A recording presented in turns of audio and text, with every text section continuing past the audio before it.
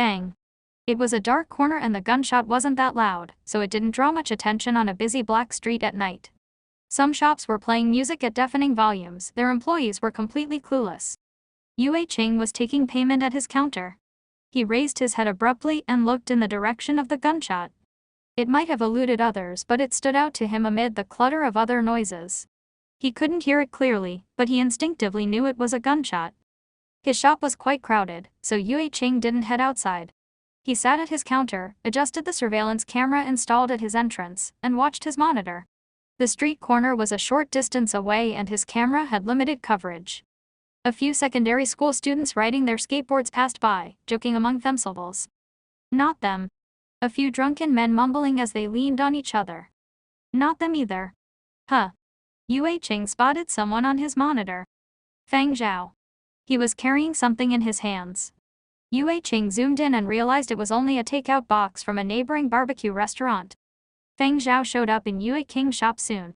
Overtime? Yue Qing asked with a smile and probing eyes. It's a busy time at work, but it'll start getting even busier from now on. I might be gone for a few days straight starting tomorrow. I'm just going to crash at the office. Feng Zhao opened his takeout box. He handed Yue Qing a piece of barbecued meat. Have some. Thanks. The barbecued meat at that joint is decent. They get their meat from Muzhou? It isn't hybrid meat. Offered food, Yue Qing flashed a wide grin. He pulled a bottle of liquor from a shelf and offered Feng Zhao a glass. Bonus. Yue Qing asked. He knew the barbecued meat wasn't cheap. People in the neighborhood typically dined on compressed synthetic food. Real barbecued meat was a luxury on a black street. A palm-sized piece cost $200 or $300. Yue Qing indulged himself only once or twice a month. Yep. That's why I splurged. Feng Zhao handed Yue Qing another piece. That's right, your new song sounds great. I downloaded it. The music video looks good too. I recommended it to my old comrades. They enjoyed it too. I heard in the news today that you're about to release your second single. Yue Qing asked. Hence the overtime. I'm rooting for you. We'll be waiting for your new release, haha. Feng Zhao bought 10 pieces of barbecued meat. He and Yue Qing each had 3 pieces and he saved another 3 for Ai Wan.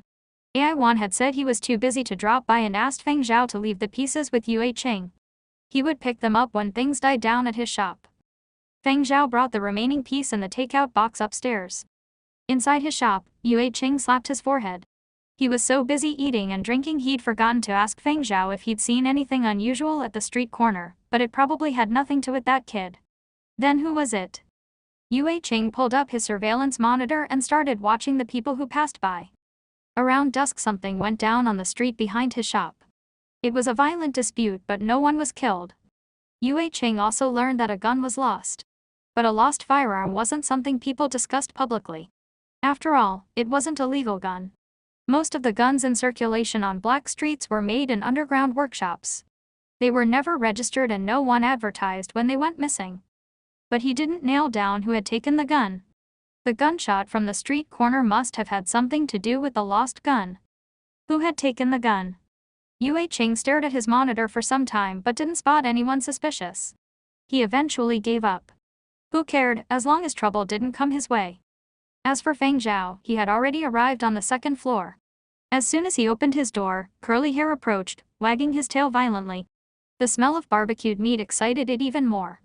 It couldn't stop whining. Feng Zhao scanned the room and didn't see any damage. He fondled the dog on its head. Good job. He placed the piece of barbecued meat on the dog's plate, closed his windows, and drew the curtains. He took off his coat, from which he plucked a gun. The gun was a rather old model, but it was still quite advanced for Feng Zhao's time. There were many improvements. Feng Zhao also removed a mangled bullet from his pocket. So when Yue Qing was glued to his monitor searching for suspicious characters who might have picked up the lost gun, Feng Zhao was upstairs studying the gun he'd confiscated. He was a long way from home. He didn't know how to use the current generation of guns, so he had to study up. The next day, Feng Zhao took Curly Hair downstairs to Yue Qing's shop. He would be crashing at his office for some time. He would need Yue Qing's help keeping an eye on his second-floor apartment. Ai Wan was there too. He was telling Yue Qing about the 4 young men he treated at his pharmacy last night. The 4 kids were petty thieves in school and eventually graduated to robbery. Now they had dropped out and continued their life of crime. Their previous marks were outsiders, they robbed small amounts and no one was killed, so Blackstreet residents turned a blind eye. But their job last night seemed to have gone awry. The four of them were badly beaten. Ai Wan had asked them what had happened. Initially, the four were tight-lipped, but eventually, Ai Wan got a few words out of them. I'm guessing the four kids are the ones who picked up the gun. As for who beat them up, they wouldn't say. They only suffered from flesh wounds. They'll be hurting for a while, but they'll be okay in the long run. The person who attacked them just wanted to teach them a lesson. So the gunshot at the street corner was those four kids? Yue Ching asked. No way. Those four kids had never handled a gun before. Even if they had a gun, they wouldn't have the guts to fire it. Even if they had the guts, they never had the chance to follow through. They were knocked down before they could see their opponent. The shot was fired by their attacker, probably to scare them. One of the four kids was so scared he peed. I could smell the piss on him when they arrived at my shop, Yue Ching explained animatedly. When he spotted Feng Zhao, Ai Wan greeted him with a smile. The barbecued meat yesterday was great. I hear you'll be stuck at the office for a while. Rest assured, old Yue and I will keep an eye on your apartment. No one will dare touch your windows. Just treat us to barbecued meat again next time you get a bonus. Sure thing. No problem, Feng Zhao responded succinctly. He was in a hurry. Go. Don't worry about your apartment. Yue Ching tossed Feng Zhao a bag of compressed biscuits. For your commute. Thanks. Feng Zhao stuck the bag in his pocket and headed out in a hurry, curly hair in tow. As Feng Zhao faded into the background, Ai Wan picked up where he'd left off with Yue Ching. Say, which outsider is capable of delivering such a good lashing in this neighborhood? You think it might be that kid? Yue Ching pointed at Feng Zhao's silhouette. Ai Wan shook his head firmly. Him. He's a musician. How could he? The four kids told me their attacker clearly knew how to handle a gun. But aren't you the only veteran on this street, old Yue? Yue Ching didn't think it was Feng Zhao either. Let me look up the new tenants. After leaving his black street, Feng Zhao called a cab because pets were banned from public trains. The first order of business was applying for a permit for his dog. He listed Curly Hair as its name. The dog was only officially adopted when it had a chip implanted. The chip served as its ID. Feng Zhao could locate it wherever it went. And a quick scan would reveal the pet's identity and owner. After registering his pet, Feng Zhao brought it to the company. Staffers on the ground floor were puzzled to see Feng Zhao bringing a dog to work. Then they noticed that he wasn't stopped. The security guards took a quick glance at him and moved on. They had no intention of interfering. I'm not mistaken, right? The person who just passed by was Feng Zhao, no? Yep, and he brought a dog. The things newcomers can get away with these days. He's even younger than you are and he produced an epic, haha. Your information is out of date. My sources tell me that he's been promoted. Feng Zhao ignored the discussion and ducked into the elevator. He was on the phone with Bu Lai. The body he inherited was weak. He needed to work out. Why, isn't it Manager Feng? Congratulations on the promotion. Bu Lai's jaded face beamed a warm smile. Thank you. You need more equipment. I can ask the property staff to hold your equipment. No, I was actually wondering if you had any exercise equipment. I don't think so, but I could order some, although the company already has a gym.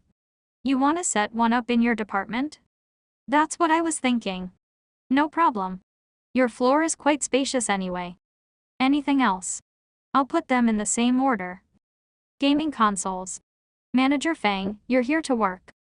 I also want the gear for shooting games. I prefer realistic guns. Feng Zhao, you're here to work. Let's go with games that aren't too old. The newer the better. Feng Zhao, you're here to work.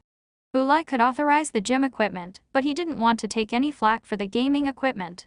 In his mind, Feng Zhao was still young and young men lack sufficient willpower. If Feng Zhao got addicted to gaming and didn't complete his project, or if the quality of his work declined, Bu Lai would have to be held accountable.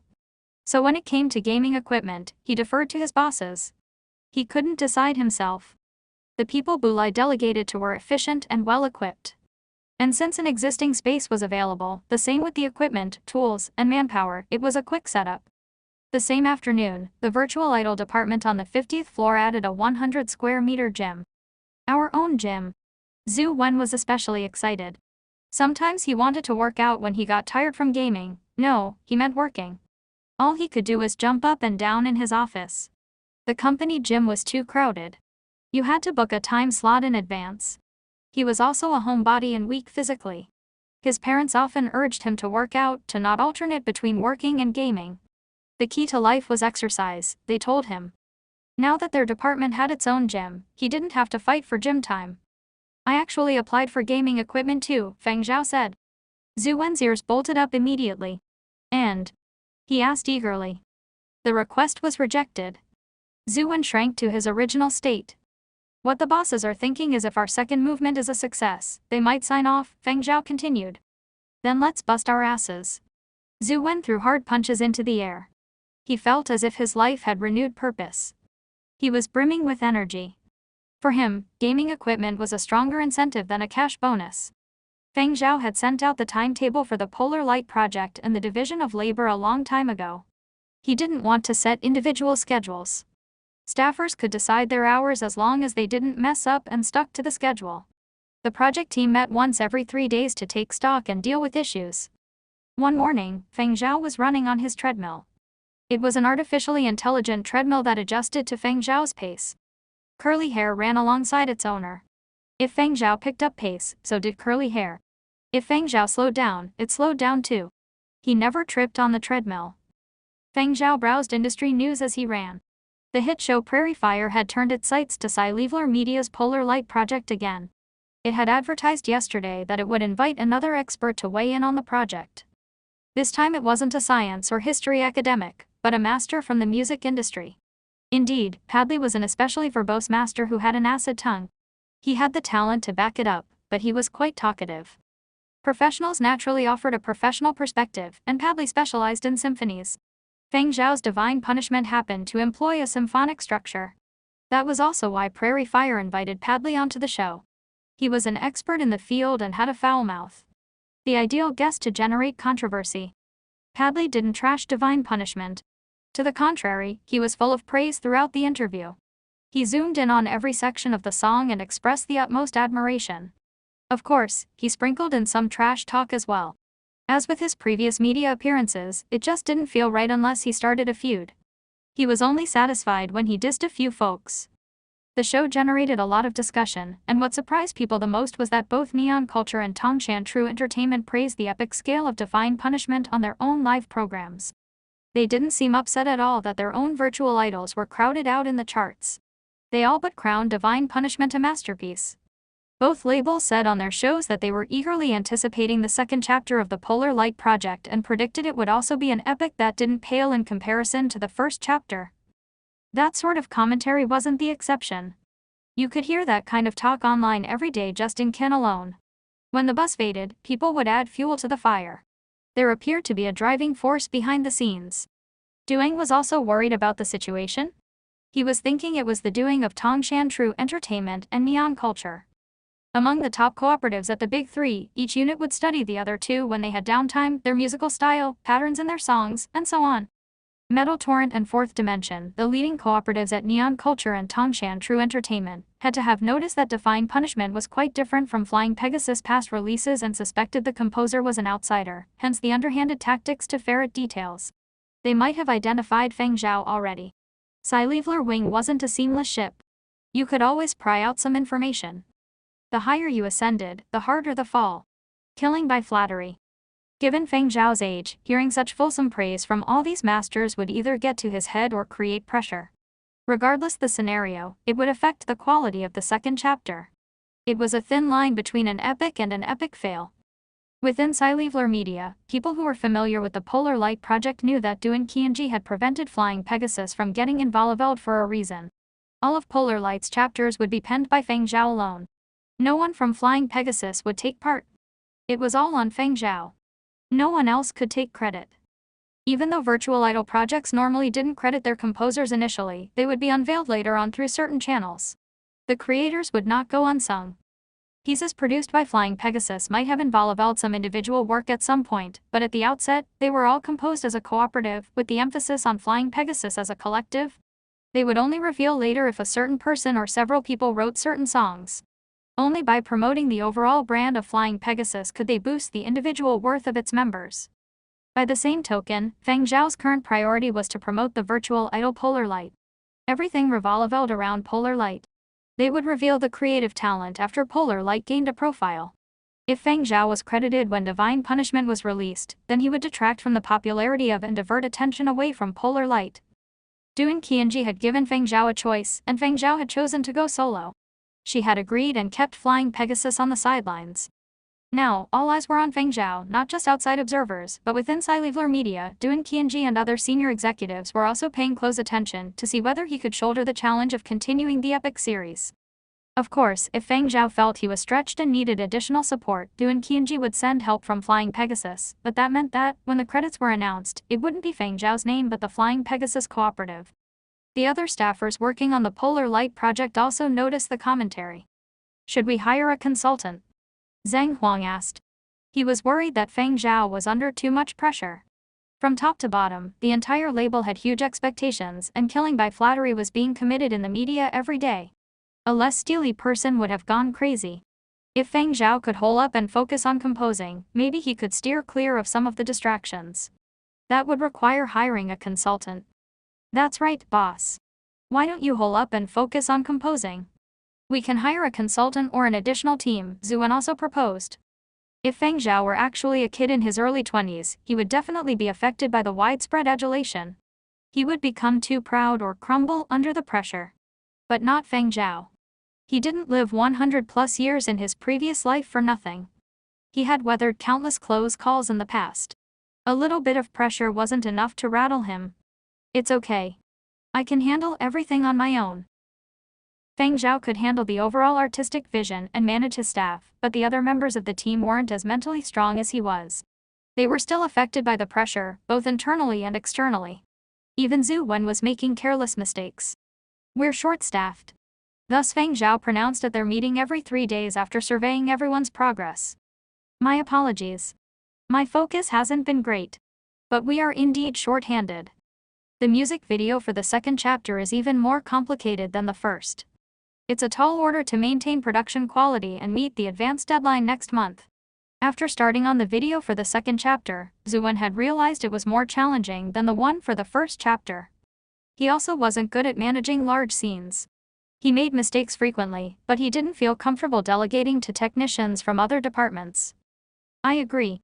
It's best that we recruit a few more Reg Dimension technicians, ones that excel at staging scenes with many characters. Zhang Huang agreed with Zhu Wen. Even though they had a few lone technicians from other departments, they weren't on the same page, leading to occasional disputes. They didn't follow instructions.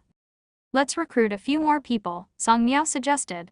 She wasn't assigned to the virtual idol department initially. She applied for a formal transfer after the first movement was released and became an official member of the team. Only their own staffers would go all out and dedicate themselves to the project. Feng Zhao shifted his gaze to Zhu Wen. Zhu Wen, any recommendations? Internal candidates or external? Zhu Wen asked. Internal. The Polar Light project had received a lot of attention. Outsiders might not be trustworthy. It was best to hire internally. Got it.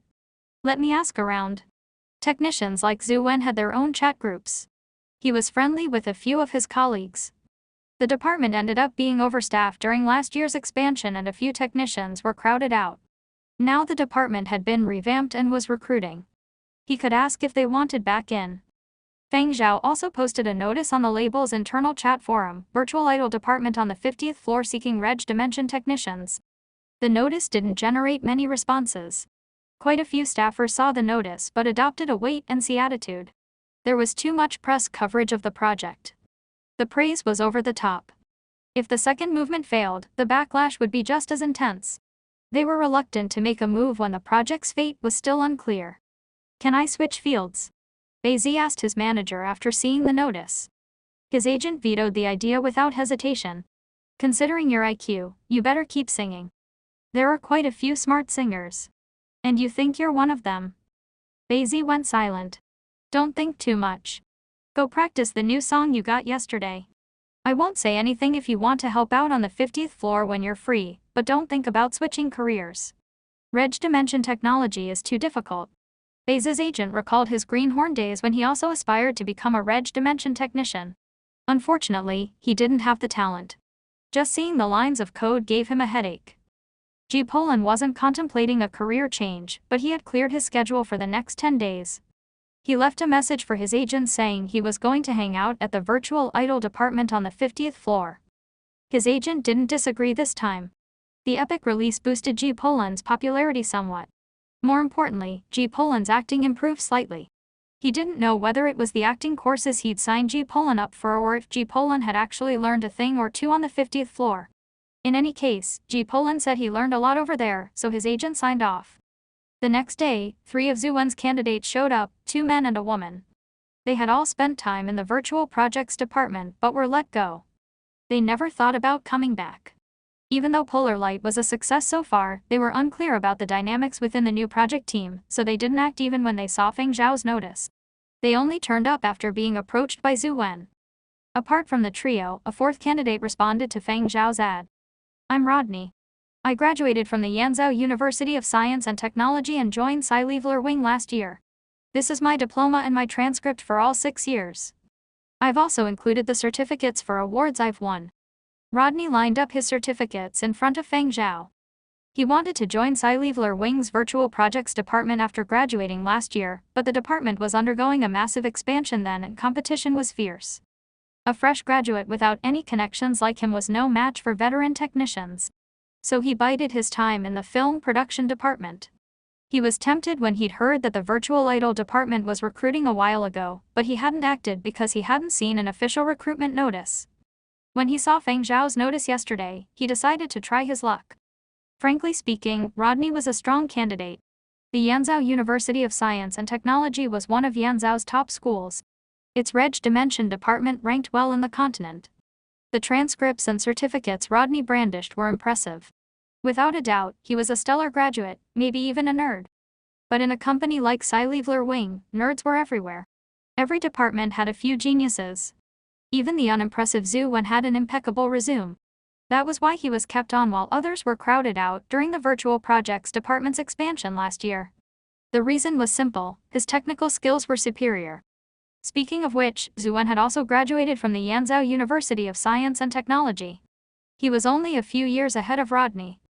Feng Zhao sent Zuwen a text message. Have you heard of Rodney? Zuwen, who was working on something with Zhang Huang and company, responded immediately. No. Feng Zhao didn't follow up, turning his attention instead to Rodney's graduation project, a video he had made. It was a video of army ants attacking their prey during the period of destruction. Army ants mutated during the period of destruction. They became quicker and larger and proliferated in numbers. They were awfully deadly. Rodney's video probably drew from documentary footage and films about army ants. There were quite a few flaws in the details, but overall, he had successfully conveyed the invincible aura of the species. Otherwise the video would not have been deemed prizeworthy. Feng Zhao didn't speak and Rodney couldn't read his face. He kept rubbing his palms on his knees. For some reason, even though the project head before him was younger than he was, he felt like he was dealing with a professor at school. He was too scared to take a deep breath and his palms were sweaty. Do you game? Feng Zhao asked. Huh. Rodney was caught off guard by the abrupt question. How many Reg Dimension technicians could resist the temptation of computer games? But given the circumstances, Rodney had to consider his answer. What if he came off as a slacker? Being caught lying was worse. Rodney hemmed and hawed before whispering, I do, but actually You're hired. Actually, I'm a decent gamer. He was going to say he didn't game often but switched gears. Thank God he had a quick wit and quick reflexes. Fill out your transfer application before 10 a.m. I'll pull your file. Got it. I'll get on it right away. Rodney answered gingerly. I'll give you a day to rest. Start tomorrow. Sounds good. I'll head back and get ready. Speak up. Can you live at the office? No problem. Pack your things and live out of the office. Yes, sir. Get ready for some major overtime. Yes, sir. Any more questions? No, sir. Dismissed. Rodney turned around and ducked into the elevator. He wiped the sweat on his forehead. He was suddenly at a loss. Something didn't feel right. Rodney was still at a loss when he arrived on the 50th floor the next day. He wasn't sure if he'd made the right call in deciding to transfer. He'd had many questions he wanted to ask when he visited the 50th floor yesterday, but for some reason, none of them had come out. He'd signed his contract in a daze and left in the elevator. After tidying up in the office Feng Zhao had assigned to him, Rodney entered Zhu Wen's studio. "How are you, senior colleague?" "I'm Rodney, the new hire." Rodney wanted to introduce himself first. "Cut the bullshit and start helping out." Zhu Wen didn't bother to lift his head and pointed to an empty workspace beside him. A desktop and other equipment were already in place. Besides Zhu Wen and Zhang Huang, the studio also housed the 3 other new recruits and Rodney, for a total of 6 people.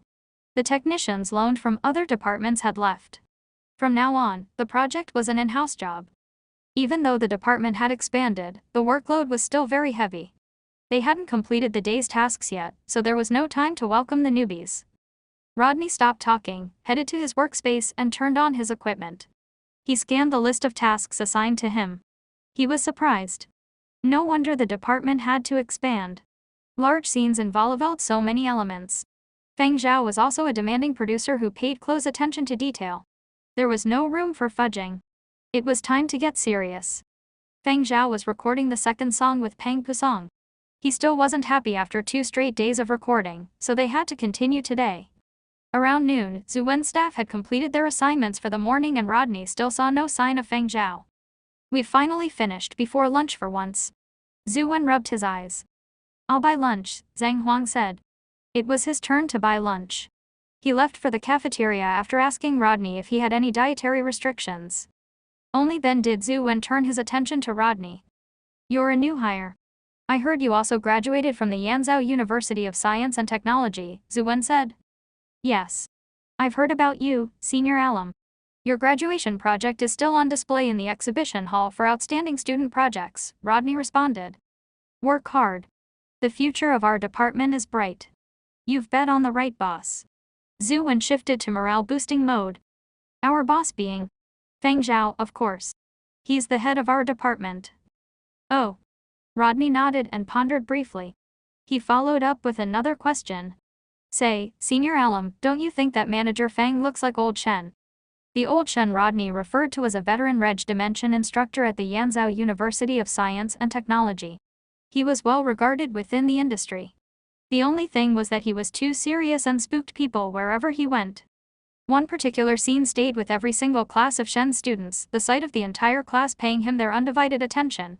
Even if their minds were wandering, they would pretend to be listening to put the old man in a better mood, because if he was in a bad mood he could easily flunk a higher percentage of students. When the class ahead of Rodney's had gotten on old Shen's bad side, he dropped the pass rate for the final exam to 50%, flunking half of the class. He also refused to give a makeup exam, so the students who flunked ended up having to retake the course with Rodney's class. This time they learned their lesson and managed a bare pass. Zhu Wen graduated 3 years ago, so he did remember old Shen, but he misinterpreted Rodney's comment. "How dare you say that boss looks like an old man?" "Hush, hush, I'm referring to his aura, not his appearance." Rodney gesticulated wildly. "You said what you said. I'll remember this transgression." "No, I just think Manager Feng is a bit different," Rodney explained frantically. He just felt that even though Feng Zhao was younger than they were, he had the nerve-inducing presence of a senior professor. Zhu Wen didn't think it mattered. Artistic types are different from us technical types. There's usually something different about them. As long as he treats us well and lets us game during office hours, I don't care if he's a monster. True. Rodney forgot about the weird vibe Feng Zhao had given him yesterday. Zhu Wen was right. As long as they were well paid and could game during office hours, who cared about anything else? They just had to do a good job on their assignments. Whatever else was going on, there was a producer to cover for them. "Oh, I wanted to ask you something. Senior alum, why is there a lower urinal in the bathroom? Does someone in our department bring their kid to work?" Zhu Wen glared at Rodney like he was an idiot. "It isn't for you and it isn't for a kid. It's for a dog." "Oh." While Feng Zhao was tweaking with Pang Pusong's vocal style and articulation and Zhu Wen was hard at work with his junior colleagues in the studio, the demo for the second chapter had been delivered to Duan Qianji. This was something Duan Qianji had demanded of Feng Zhao. Once the demo was ready, he had to send her a copy for vetting. Listening to the demo ended up taking half a day. Doon Kyunji ended up looping the crude, incomplete demo all afternoon. She took a long sigh and pressed a few buttons on her desk, commanding her assistant, send He Hao and Wayne up. We can move on to the next step already. Ju Zhen flashed a look of surprise. Got it. It's about time we let the world know that Sci-Leveler Wing can produce a decent virtual idol, a real idol. Doon Kyunji said, looking into the distant sunset. Ju Zhen relayed the latest gossip. Boss, it seems that Master Glyphs has been asking around about the Polar Light project. Glyphs was the former head of the virtual idol department at Sci-Leveler Wing, the producer in charge, the master virtual idol producer that Sci-Leveler Wing wooed with a hefty salary. He had produced a few relatively successful virtual idols in his day. He later retired from producing and, as a master of his craft, became a visiting professor at various universities. He taught the occasional class, accepted the rare apprentice, and invested in some projects. Sci-Leveler Wing's lucrative offer had lured this long-retired master producer. Before the project kicked off, he confidently vowed that he would jumpstart Sci-Leveler Wing's long-struggling virtual projects. But reality delivered a slap in the face instead.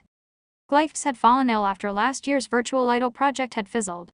The official word was that he was still recovering in the hospital, still remaining there after more than a year. When Doon Kyunji had purged last year's project team, Glyphs was naturally upset. Quite a few staffers were students he had handpicked. They were all forced out by Doon Kyunji. When she heard her assistant mention Glyphs, Doon Kyunji laughed sarcastically. That old geezer. I'm sure he's panicking. Of course Glyphs was panicking. The virtual idol department he had failed to reform was making waves this year.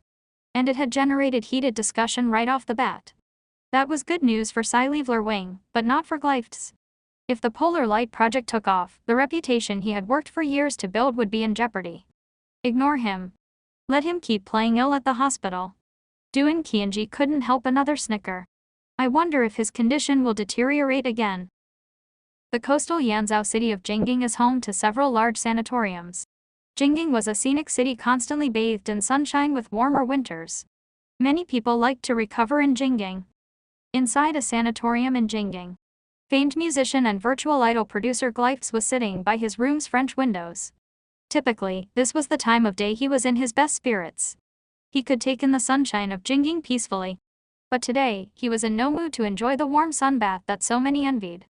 Glyphs frowned deeply as he read a news item passed to him by an assistant. Standing next to Glyphs was one of his former students, one of the staffers forced out by Doon Kyunji when last year's virtual idol project had failed. Teacher, any new moves from Sci-Leveler Wing? The young man asked. Yes. Glyphs closed his eyes. He wanted to think hard about what Sci-Leveler Wing was up to. Glyphs had run the virtual idol project last year. While he didn't have a total grasp on the thinking of Sci-Leveler Wing's senior management, he was usually half there. Sci-Leveler Wing had never paid much attention to virtual idol projects. That had been the culture since Sci-Leveler Wing's founding. The label had never produced a presentable virtual idol ever. Even if it decided to get in the game now to boost its profits, it would take time. At least, that was what Glyphs thought. Glyphs thought the failure of his virtual idol project was a function of Sci-Leveler Wing's internal problems, not his fault. Yet industry insiders and clueless observers were influenced by the media to think that the downfall of last year's virtual idol project was on him. How ridiculous. Glyphs insisted he was not to blame. He even told close friends, Sci-Leveler Wing's virtual idol project was beyond salvation. Just 2 days after he'd made that comment, it somehow made its way to Doon Kyunji and the entire virtual idol department was purged. The few students he had handpicked were kicked out. Glyphs lost a lot of face and became the subject of his colleagues' ridicule. Because Sci-Leveler Wing had never produced any substantial virtual idol projects, many news outlets did not draw a firm conclusion whether the project had failed because of Glyphs or as the result of internal corruption at Sci-Leveler Wing. Only when Polar Light had debuted at the end of the year did many observers think back to Glyphs' fall from grace after the failure of last year's virtual idol. Unfortunately, journalists who wanted to interview Glyphs found that he was heavily secluded. He refused interviews by video conference as well. Since the man in question was nowhere to be found, the journalists could only speculate in their daily reports. Jinging was a considerable distance from Qin, Yanzhou's political and financial hub, and people in Jinging didn't pay much attention to the entertainment industry, so the heated discussion in Qin never spread to Jinging. That was also why Glyphs picked Jinging to recover. The failure of last year's virtual idol project had dealt Glyphs a blow, but he'd never thought it was his fault. The news of his ongoing illness was indeed fake. He had recovered a long time ago. So why did he stay in the hospital? The first reason was to give the impression that he'd given his all to the virtual idol project and left no stone unturned, that he was sick from exhaustion and quite ill at that, to project professionalism and dedication. A restrained show of vulnerability would tilt news coverage in his favor. Second, he was embarrassed to appear in public. The failure of last year's virtual idol project did indeed taint his reputation, so he wanted to wait until sci-fi Wing launched its virtual idol this year. If the project was still lackluster, then people would conclude that sci-fi Wing's virtual idol projects were beyond saving. That way, the criticism would ease. Everyone would think that it was sci-fi Wing that had tarnished his reputation, even landing him in the hospital. Glyphs had been waiting since the beginning of the year, but there had been no sign of movement at sci-fi Wing. He'd finally breathed a sigh of relief when someone heard that sci-fi Wing offloaded the virtual idol project to a newcomer. Even sci-fi Wing itself had given up, ceasing to lavish funds on virtual idol projects, so no one would be willing to stir the pot again. It wasn't a matter of producer talent. The problem was sci-fi Wing itself. But now, sci-fi Wing's true intentions were being unveiled. But a big chunk of the year gone, 3 seasons later, the story still wasn't over. Sci-fi Wing had to have saved the best for last, Glyph suspected, so he ordered his people to keep digging. He'd never believed sci-fi Wing would put a newcomer in charge of a virtual idol project. Sci-fi Wing can fool others, but not me. Doon Kianji must have been planning this. Ding. Glyphs received a text message. A glimmer flashed in Glyph's eyes after he read the message. He became absorbed in deep thought. Teacher, is there news? The young man beside him asked. The second movement will be released before November. He checked the date. It was October 25. It would be any day now. Glyphs had set up several alerts. He would be notified immediately when there was news about the second chapter. The first chapter was just a teaser. The second chapter would reveal sci-fi Wing's true colors. Was it a continuation of the epic? Or a publicity stunt? Glyphs knew his comeback hinged on the second chapter. Underscore.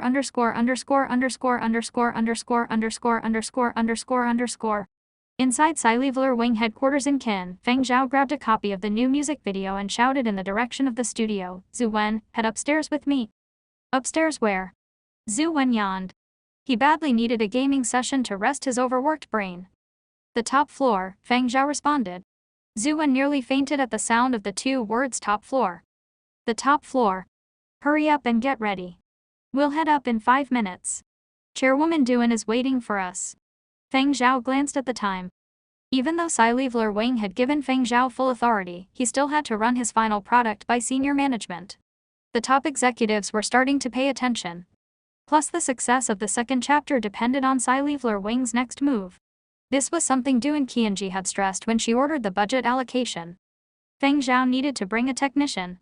Zhu Wen was the senior technician in the studio, so naturally, Feng Zhao brought him along. If the projection equipment needed to be fine-tuned and levels needed to be adjusted, Zhu Wen would have to do it on the spot. When he heard the big boss was already waiting upstairs, Zhu Wen felt his legs give in even more. He scrambled. When he washed his face, his hands were shaking. All he could remember was the stern look on the faces of Duan Qianji and other senior execs at the debriefing for last year's virtual idol project. The staffers had become penitents. All they'd wanted to do was curl up in a corner. After tidying up, Zhu Wen followed Feng Zhao into a special access elevator. Boss, I'm nervous. Even taking deep breaths couldn't calm his nerves. Zhu Wen felt as if the temperature inside the elevator was plunging. Think of it this way, after the second movement, we get our gaming console. No, that makes me more nervous. What if we fail? Zhu Wen was so nervous his teeth were clattering. He turned to see Feng Zhao as calm as always. He was baffled. It was genuine calm, not faked. Boss, I have a question I'm not sure if I should ask, Zhu Wen said. If you're not sure, then don't ask it. But I can't help myself. Zhu Wen stared at Feng Zhao. How come you're not nervous? What if the second movement fails? Of course I'm not doubting the quality. I quite like it myself. But will other people like it? Will the Yanzhou Music Association give a positive review? Will the Polar Light Project really end up a success? Every time I think about these things, I get nervous, lose sleep, and become unsettled. How come you don't feel anything? Feng Zhao pointed at his head. That's because I feel fearless every time background music plays in my head. That's what calmed him on the battlefield, and it served the same purpose now. Silent, Zuwen looked at Feng Zhao to make sure he wasn't kidding. It's mind-boggling to me. What do you carry around in your head? Probably a large symphony orchestra. Zuwen felt that the concept of nerves or butterflies was inherently alien to someone like Feng Zhao. At least, he'd never seen Feng Zhao panic. The fact of the matter was, if Feng Zhao were an ordinary person, or if it were the Feng Zhao from before the end of days, he would have reacted just like Zuwen. But people who had endured an apocalypse were definitely different. Feng Zhao would get nervous and afraid too. But during the apocalypse, everyone had to find a center so they could carry on, otherwise they would break down. Some fought for the people they loved, others for religion or another surrogate. At the beginning of the apocalypse, Feng Zhao still had some family, but by the middle of the period, all he had left were his comrades. Some people looked for company, but more often than not, lovey-dovey was quickly replaced by permanent separation. What the apocalypse had in abundance were hysterical cries. After witnessing their share of painful separations, people became less attached. Feng Zhao led his troops from battle to battle. He had no time for distractions. Maybe it was the prevailing mood of the apocalypse, but Feng Zhao developed a rare talent. His brain was separated into two halves. One half was used for thinking and managing his body. As for the other half, just like Feng Zhao told Zhu Wen, the other half probably housed an orchestra. It started as a small orchestra that played musical fragments but later grew into a full-scale orchestra that played with alternating passion and heaviness. Eventually, music would play in his background regardless of what he was doing. It was a form of hypnosis. He forgot about his other emotions, his nerves, his fear. He was prepared to die at any given moment. That gradually became the norm. He became numb. Compared to what he'd endured during the end of days, this was nothing. Feng Zhao wasn't nervous. On the contrary, he was excited. When they stepped out of the elevator, they were greeted by the same wide and chilly passage that led to the conference room. Zhu Wen trailed Feng Zhao. He refrained his eyes from wandering and mentally propped up his legs so he wouldn't collapse right there and then. This time, there was an extra guard at the checkpoint. Even though it was a simple ID check, the two guards didn't waste a single syllable. Feng Zhao detected a familiar quality. The two guards were veterans. Actually, Feng Zhao had noticed when he'd first joined Sci-Leveler Wing that many of the label's security guards were veterans. Word had it that Duan Qianji's husband served in the Yanzhou military. No one knew his exact rank and title. In any case, due to her military ties, Sci-Leveler Wing's security force was largely made up of veterans. When they entered the conference room, he noticed there were fewer people than last time. Including Feng Zhao and Zhu Wen, there were a total of 10 people. After Feng Zhao and Zhu Wen entered, the doors to the conference room shut and isolated the space. No one knew what was discussed except for the 10 people in the room. Hardly a ripple was sparked. Until that afternoon. The marketing department received a last-minute directive. The original marketing campaign was scrapped, replaced by a new plan. The allocation of promotional channels was shuffled too. Someone had butt in. Usually, the scheduled order of the marketing plan wouldn't be tampered with unless it was urgent. After all, too many factors were in play, and a change in order usually meant special intervention, like someone enjoying preferential treatment. Previous protocol suggested that special treatment was reserved for grade A stars. Yet the marketing staff was dumbfounded when they got the new promotional plan. What? Not a grade A star. It's actually a virtual idol. Are the bosses sure? Starting blanket coverage now. This is too much. Aren't they worried about history repeating itself? Yet no matter what the underlings thought, they still had to follow orders. Switching marketing strategies, adjusting ad launch dates, and so on, everything went ahead. The next day, a series of unique ads popped up in Yanzhou's public transportation system, public squares, construction sites, and so on. They were bound to stand out because they were too eye-catching. Posters with a distinct style showing up amid a cluster of pretty or handsome faces would naturally draw more attention. Amid the passionate melody of divine punishment emerged a still picture. The picture was separated by a lightning bolt. On one side was an army of anthropomorphic trees, and clusters of mutated animals took up the other. At the bottom in bold, 100-year period of destruction, second movement, out November 1. The journalists that had been waiting for Sci-Leveler Wing's next move were blown away. They had expected an early promotional campaign from Sci-Leveler Wing, but they'd never thought the label would launch such a huge and aggressive campaign. The intensity rivaled the campaign for a grade A star. Stars grade B or below definitely wouldn't enjoy such treatment. Besides locations with heavy foot traffic, the campaign also had deep penetration on the internet. Were they bringing out the big guns? No one would have thought that Sci-Leveler Wing would one day bet so heavily on a virtual idol.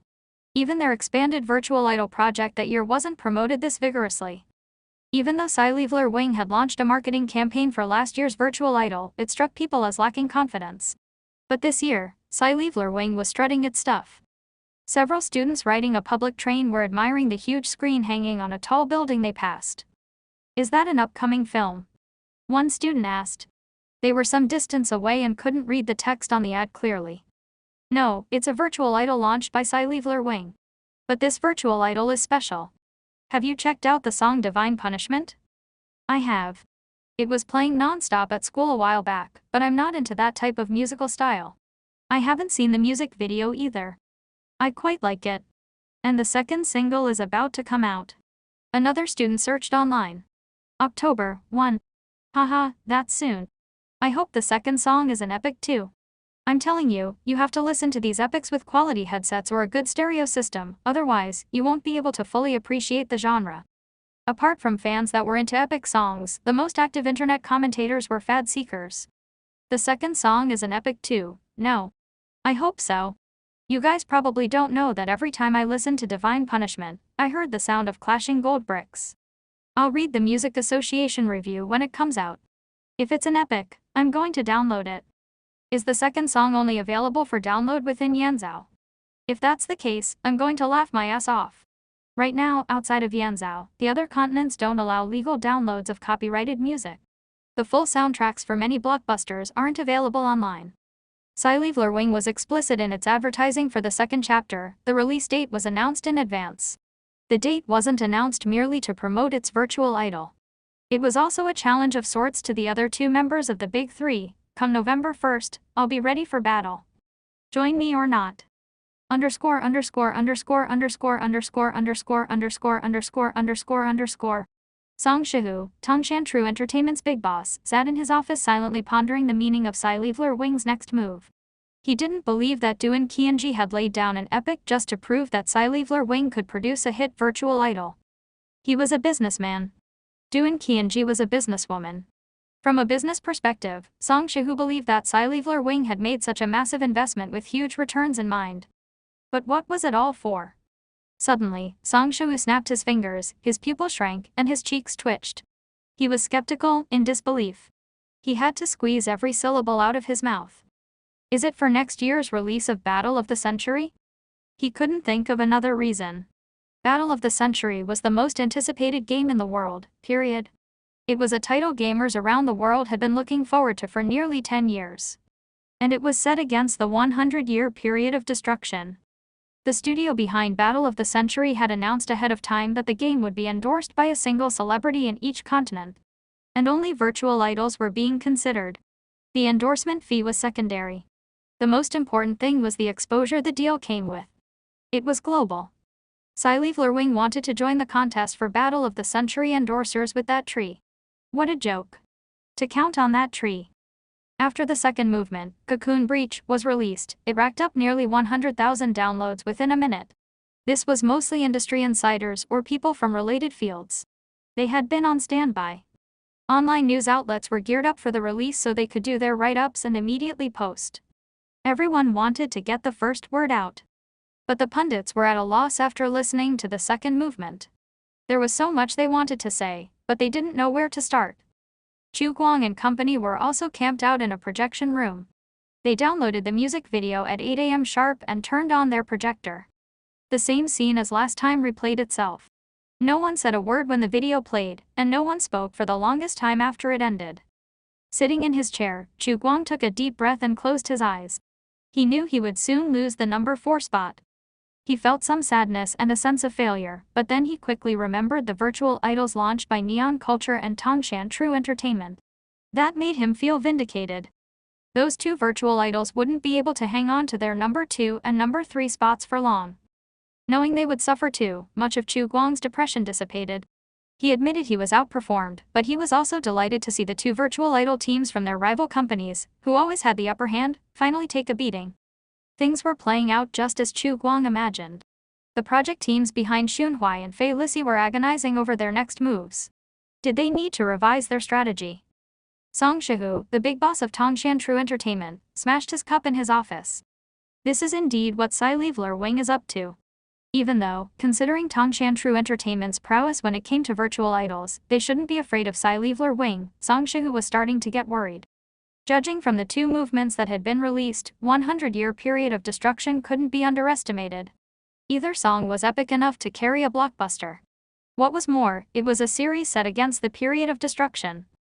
Battle of the Century, the game being launched next year, was also set during the period of destruction. Would Fiery Bird pick the more popular virtual idol or the one that fit the theme of its game better? Song Shihu could neither decide nor speculate. You wanna fight us for the endorsement deal? Let's see what you've got. Song Shihu summoned the senior execs from the virtual idol department for an emergency meeting in his office. It took up half the day. Yet outside observers didn't care about Song Shihu's plans. All eyes were on the Yanzhou Music Association's review. Without their blessing, other industry insiders were reluctant to draw their own conclusions, even if they thought the second chapter wasn't inferior to the first. The person who deemed the first chapter an epic last time was Meng Kang, the deputy head of the Yanzhou Music Association. He was also the former president of the Qin Academy of Music. No one from the academy had said anything yet, they were waiting to hear from Meng Kang. It would be an embarrassment if they broke their silence at the urging of news outlets and diverged from Meng Kang's take. Sci-Leveler Wing staffers were also waiting for the Voice of Yanzhou review because it was considered the most authoritative publication in the entire Yanzhou music industry. That was also why no one dared question the epic categorization of the first chapter. The Yanzhou Music Association might have had its internal politics, but anything published on their official website was gospel. It carried with it the reputation of the entire Yanzhou Music Association. No one would dare to dissent on the official website because of personal grudges. If they did, they would do so in another setting, like in media interviews. On the 50th floor of Sci-Leveler Wing Tower, besides Feng Zhao, everyone else on the Polar Light Project team was glued to the website of Voice of Yanzhou. How come the review still isn't out? It's almost 9. Last time, the review came out around now. It doesn't stand to reason that they would post later this time. I'm nervous. Zhu Wen was glued to his screen, hands raised and thumbs twiddling. He no longer cared about the number of downloads. All he cared about was the judgment of the Music Association. If they got a negative review, even if the download numbers went up, they wouldn't be considered a total success. He glanced at Feng Zhao beside him, who was calmly browsing on his computer. Zhu Wen wanted to ask Feng Zhao something but closed his mouth as soon as he opened it. Forget it, who knows what kind of background music is playing in Feng Zhao's head. After 9 a.m., the eagerly anticipated review from Meng Kang didn't appear, but another deputy head of the Music Association, Dina, posted instead. Deputy Chairman Meng is a bit emotional right now, so I've showed up instead. Dina's old smiley face appeared on the official website of Voice of Yanzhou. Many were confused by Dina's comment. Why was Meng Kang so emotional? It was just one song. What an overreaction. But Dina carried no less weight than Meng Kang. In fact, in terms of seniority, Dina was senior to Meng Kang. He belonged to an even older generation of musicians. It was even better to hear from him. Normally, Dina refrained from commenting on the work of newcomers. Usually, what elicited comment from this seasoned veteran was an A-list star or an extremely popular song. But Polar Light was a special case. Meng Kang had classified the first movement an epic, after all, which piqued Dina's curiosity. He was waiting around for the second movement today as well and was willing to offer his 2 cents. Music journalists perked their ears, not wanting to miss out on the words of wisdom from this music veteran who was more than 100 years old. Many people have asked me if Cocoon Breach, the second movement of 100-year period of destruction, qualifies as an epic. As for this question, ears perked up even more. Let's set that question aside. Let's first discuss the concept of an epic, Dina said in a relaxed pace. Journalists who were getting ready to copy, paste, and send fell quiet. People who knew Dina had already rolled their eyes. That old geezer was still the same, switching gears halfway through a thought. Who knew when he would get back on topic? A downright tease. Dina didn't care what other people thought. He spoke at his own pace. Restraining his smile somewhat, he launched into a solemn commentary. The genre of epics has to be traced to the period of destruction or an even earlier time. Be it the ancient tradition of chanting, or the folk songs that circulated in the imperial court, in army barracks, or among ordinary people and were passed on for generations, they can all be considered epic forms. Many epics extolling heroics during the 100 years of war also appeared after the period of destruction in the beginning of the new era. But as peaceful times prevailed and the war became a distant memory, no one bothered to listen to these songs anymore. Nowadays, any grand pieces that can stir emotions are easily labeled epic. But many people forget that epics were intended to honor heroes. The seasoned veteran continued to expound on the history and development of epics and how more contemporary styles evolved. The journalists looked like they were constipated. They quietly urged, "Can you get to the point, old man? Just state your conclusion and explain later so we can file." But music professionals were paying close attention. Dinah's spiel helped them understand the creative process behind the two chapters and their arrangements. Life itself is a series of stumbles and recoveries. Likewise, the second movement moves from adversity to triumph. The point is for people to experience hope through the fluent flow of musical notes. Another thing worth mentioning is that in the second movement, which barely lasted 4 minutes, there are hundreds of tracks created by virtual instruments and hundreds of tones. The arrangement and use of vocals is outstanding. You can tell the second chapter was worked on by a top-notch symphony mixer and electronic music arranger. But I couldn't find a distinguishing signature, so I'm also curious whose work this is. Music professionals knew that the most minor slip-ups in mixing and arrangement would stifle the ear. For example, too many modulations or out-of-synchronize or overwhelming background vocals could be easily magnified and deemed glaring inconsistencies. Judging from these comments, the mixer and arranger were stellar. Only, it wasn't known who these two seasoned musicians were. After much waiting, Dinah finally pronounced, "This is indeed worthy of the epic label," which sent the press corps scrambling to file. But industry insiders, including Dinah himself, were still curious who had composed the two movements. Was it really the newcomer Feng Zhao as was rumored? Who were the symphony mixer and electronic music arranger? Senior musicians who didn't pay close attention to newcomers took the time to read the credits at the end of the music video. They were still clueless, because they had never heard of a single member of the Polar Light Project team.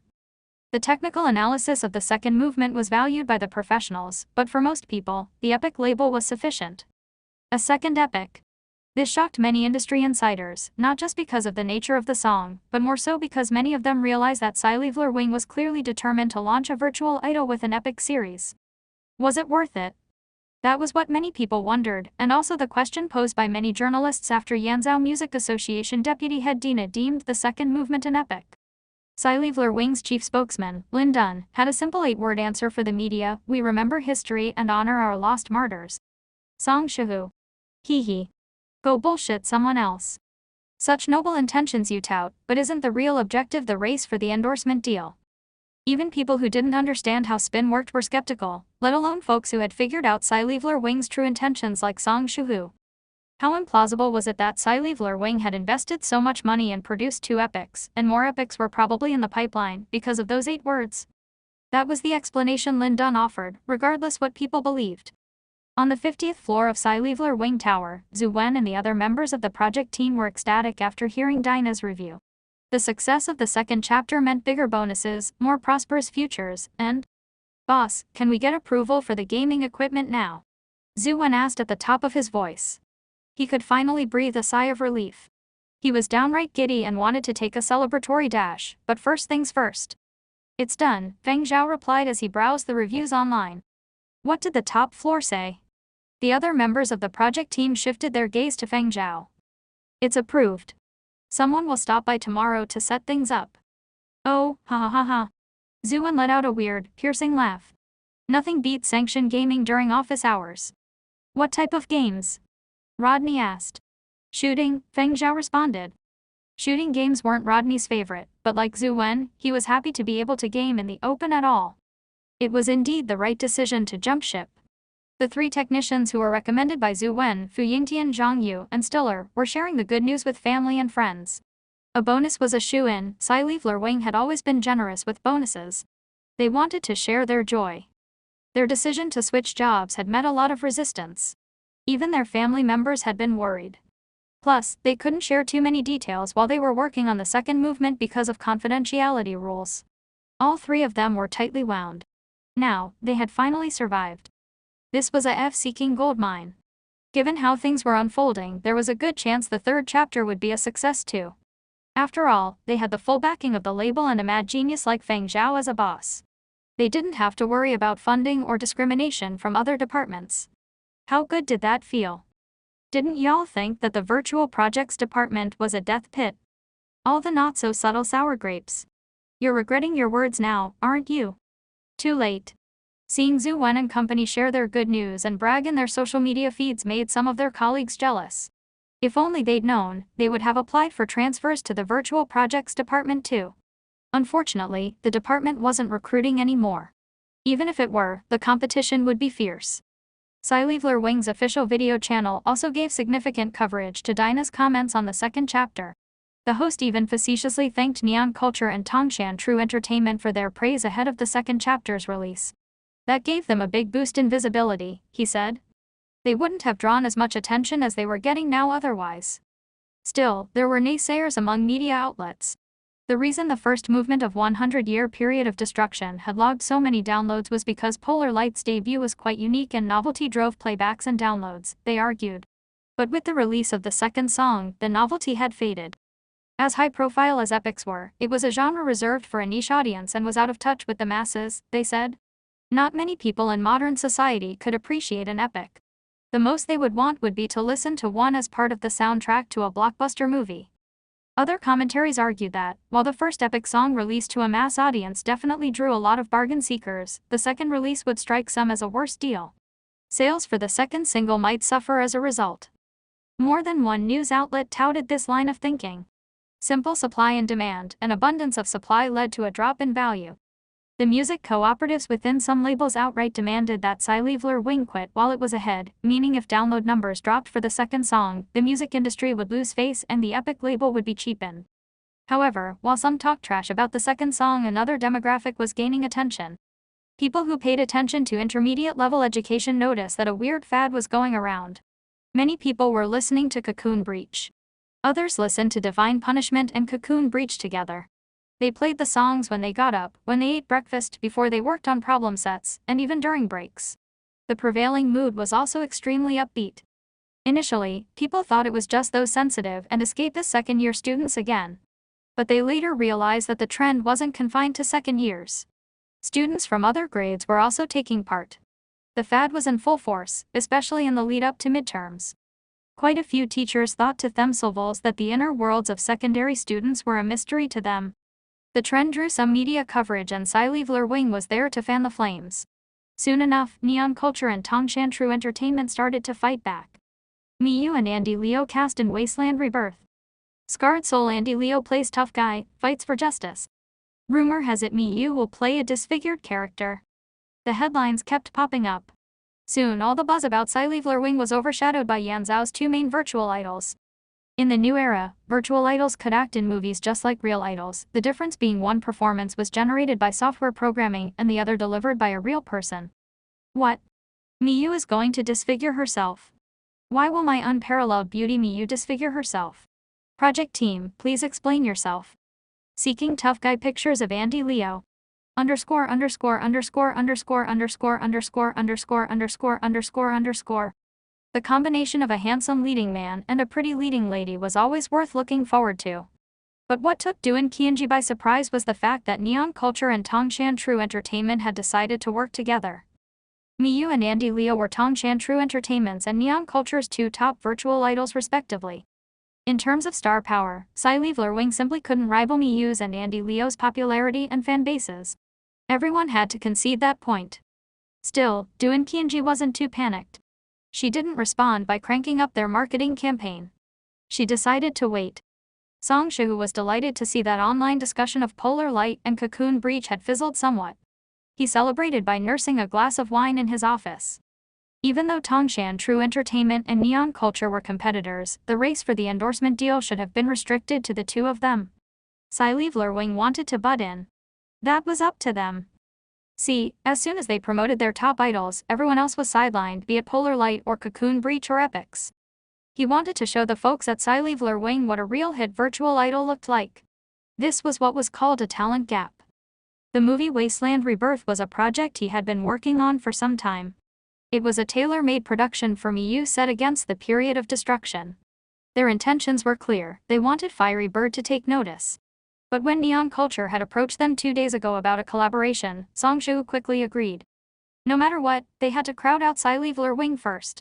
He had a hunch that if Polar Light took off, they would face an unprecedented threat. The folks at Neon Culture had to have seen the same signs. That was why they proposed an alliance, so they could push back against Polar Light's momentum. As he was contemplating his next move, Song Shu's intercom beeped.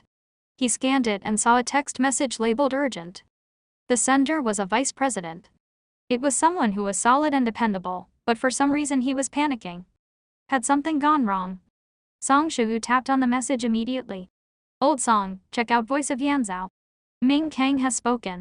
Ming Kang, the deputy head of Yanzhou Music Association, the first person to dub Define Punishment an epic, had finally, belatedly posted his review, 5 days after Cocoon Breach had been released. Like and subscribe.